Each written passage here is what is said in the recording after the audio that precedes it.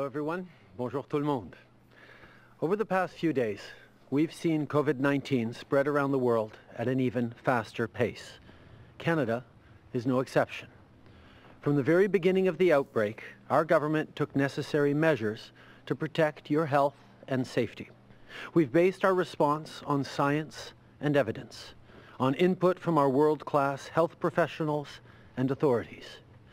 We continue to base our response on keeping Canadians as protected and as supported as possible.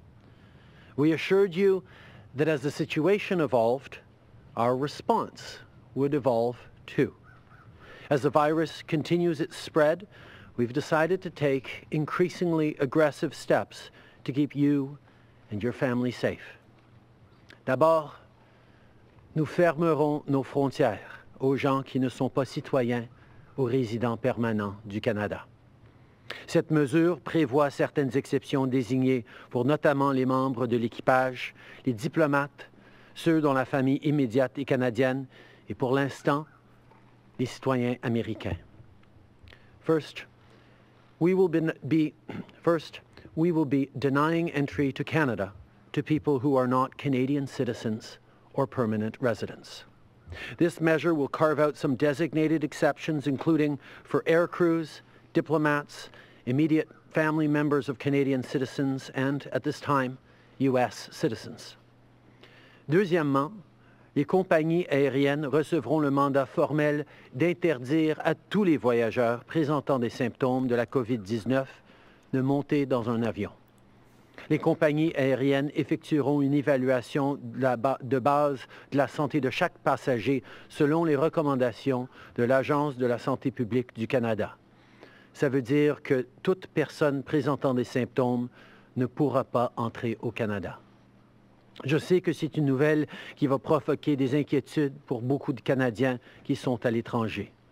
Je veux vous assurer que notre gouvernement va continuer de vous appuyer. Pour aider les Canadiens asymptomatiques à rentrer au pays, notre gouvernement mettra sur pied un programme d'aide pour les Canadiens à l'étranger. Les voyageurs canadiens pourront obtenir du financement pour les aider à rentrer au Canada ou couvrir les coûts essentiels en attendant de revenir au pays. Second, air operators will be formally mandated to prevent all travelers who present symptoms of COVID-19 to board a plane. Air operators will be required to complete a basic health assessment of every air traveler based on guidance from the Public Health Agency of Canada. This means that anyone who has symptoms will not be able to come to Canada. I know this news will spark concern among Canadians traveling abroad. I want to assure you that our government will not leave you unsupported. To help asymptomatic Canadians return home, our government will set up a support program for Canadians who need to get on a plane. Canadian travelers will be able to get financial assistance to help them with the costs of returning home or temporarily covering their basic needs while they wait to come back to Canada. Troisièmement, à partir du mercredi 18 mars, seulement 4 aéroports canadiens accepteront les vols internationaux. L'aéroport Pearson de Toronto, l'aéroport Montréal-Trudeau, l'aéroport international de Vancouver et l'aéroport international de Calgary. Pour l'instant, les vols domestiques ainsi que les vols en provenance des États-Unis, du Mexique, des Caraïbes et de Saint-Pierre-et-Miquelon ne seront pas touchés par cette mesure. Les restrictions de voyage annoncées aujourd'hui ne s'appliqueront pas au commerce et aux échanges. Nous continuons de faire en sorte que le Canada puisse continuer à recevoir les marchandises importantes. Third, starting Wednesday, March 18th, only 4 Canadian airports will be accepting international flights: Toronto Pearson, Montreal Trudeau, Vancouver International Airport, and Calgary International Airport.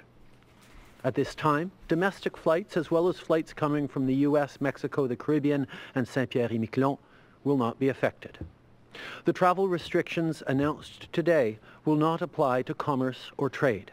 We will continue to ensure the supply of important goods to Canada. I know that these measures are far-reaching. They are exceptional circumstances calling for exceptional measures. Earlier today, I had a call with our G7 partners to inform them of these important changes. From the very beginning, Canada's response has been based on the latest available science and advice from our world-class health professionals. Today's announcement is no different. These measures will help save lives. Depuis le début, c'était important pour moi que les Canadiens aient accès aux recommandations des experts et des professionnels de la santé. C'est leur savoir et leur expertise qui guident les démarches non seulement entreprises par les gouvernements, mais par les individus. La Dr Tam, les professionnels de la santé publique et nos ministres font un travail extraordinaire pour protéger la santé des Canadiens et les garder au courant des derniers développements sur une base régulière. Comme la Dr Tam l'a dit hier, les autorités de la santé publique ont administré 25 000 tests à date et leur travail continue.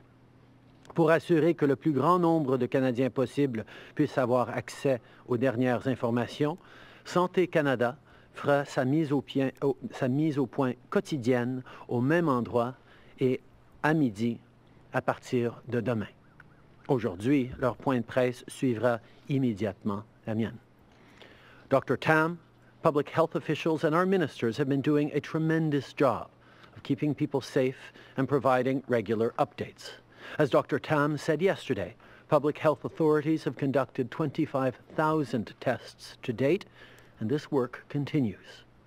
To ensure that more Canadians can have access to the latest information on COVID-19, Health Canada will be holding its daily update at the same place at noon, starting tomorrow. Today, their press conference will take place after my remarks. Les mesures annoncées aujourd'hui s'ajoutent à tout ce que notre gouvernement a fait jusqu'à présent. Vendredi dernier, le ministre Morneau a annoncé des nouvelles mesures pour appuyer financièrement les travailleurs et les employeurs à travers le pays. We will make $10 billion available in additional support for Canadian businesses. This is a tool that has worked before in difficult circumstances, and we're confident that it is going to work again. The economic impact of this pandemic is shifting hourly, and we recognize the stress and anxiety that it is causing. As I've said, we are prepared to see Canadians through this time.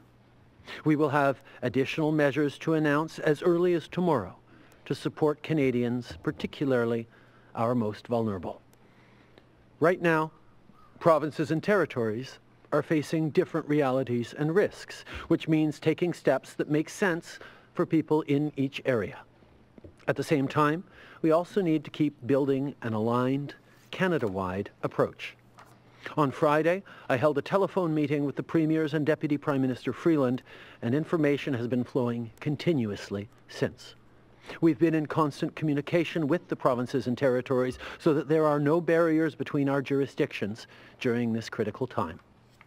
During the meeting, I spoke to premiers about the $1 billion COVID-19 response fund our government has put in place, which includes support for provinces and territories and their healthcare systems so hospitals can prepare. We can still slow the spread of this virus, but as Dr. Tam said, that window is closing. So far, we've seen many provinces take aggressive steps to protect their communities. I want to thank them for their work. It's time to take every precaution to keep people safe. The COVID-19 Response Fund also includes support for Indigenous communities. On Friday, I spoke with First Nations, Inuit, and Métis Nation leaders to discuss the work we're doing together on preparedness and mitigation efforts. Minister Miller also provided an update on our regular coordination with Indigenous partners, as well as the provinces and territories. Minister Van Daal has also been connecting with the territories and is working on exceptional measures to protect the North. We're making sure that everyone, no matter where they live, is prepared. Les mesures annoncées aujourd'hui s'ajoutent aux recommandations émises par les professionnels de la santé publique. Je tiens à rappeler à tous les Canadiens qu'ils devraient éviter les voyages non essentiels à l'extérieur du pays jusqu'à nouvel ordre.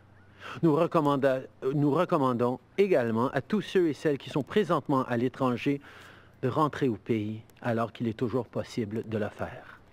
Je vais être clair. Si vous êtes à l'étranger, il est temps de rentrer chez vous. Si vous venez de rentrer, vous devez vous isoler pendant 14 jours. Et finalement, tous les Canadiens devraient rester chez eux. En restant chez vous, vous pouvez non seulement protéger votre santé et celle de vos proches, mais faire en sorte que nos professionnels de la santé et nos systèmes de santé puissent aider davantage ceux qui en ont besoin. I want to remind all Canadians that they should avoid non-essential travel outside of our country until further notice. Canadian travelers should return to Canada via commercial means while it is still possible to do so. Let me be clear. If you're abroad, it's time for you to come home. If you've just arrived, you must self-isolate for 14 days. And finally, all Canadians, as much as possible, should stay home. By staying home, you can not only protect your health and that of those around you, but ensure that our healthcare professionals and our healthcare systems can focus on those who need their help.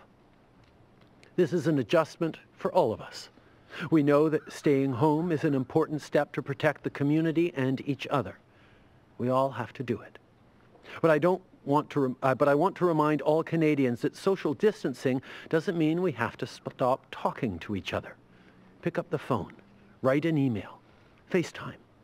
The strength of our country is our capacity to come together and care for each other, especially in times of need. So call your friends, check in with your family, think of your community. Buy only what you need at the store. But if you're heading out to grab groceries, ask your neighbor if you can get them anything. And if you know someone who is working on the front lines, send them a thank you. See how they're holding up. In Canada, we're lucky to have outstanding healthcare professionals. I want to thank them once again for their tireless efforts to keep us all safe. At the same time, our government is doing everything it needs to do to keep you safe, to keep your family safe, and to keep our economy strong. No matter what our next steps look like, you can rest assured that we will take them together, with premiers and mayors, with doctors and families and neighbors, because that is what Canadians do in difficult times. We pull together and we look after each other. Merci beaucoup tout le monde.